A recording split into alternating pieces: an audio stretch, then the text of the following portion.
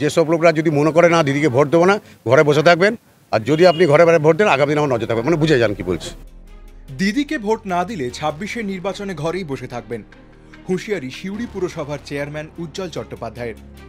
সোমবার ২০শে অক্টোবর ১০ নম্বর ওয়ার্ডের একটি ক্লাবের কালী পুজোর উদ্বোধনে গিয়ে কার্যত হুঁশিয়ারি দেন চেয়ারম্যান।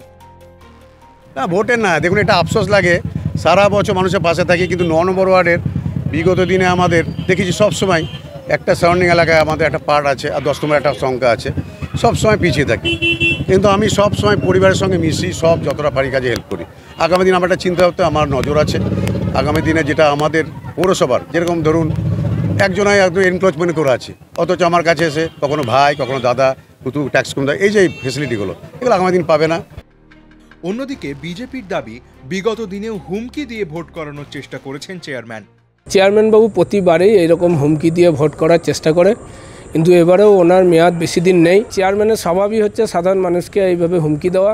আমরা আগেও দেখেছি পৌরসভার নির্বাচনে উনি যে সমস্ত বিরোধী দলের প্রার্থীরা ছিল তাদেরকে হুমকি দিয়েছিল এবং তাদের মাথায় বন্দুক ঠেকিয়ে উইথড্র করার চেষ্টা করেছিল। সেই রকমই আবার উনি চেষ্টা করছেন যে সাধারণ মানুষকে ভয় দেখিয়ে ভোট আনার, কিন্তু এই ভোট উনি পাবেন না।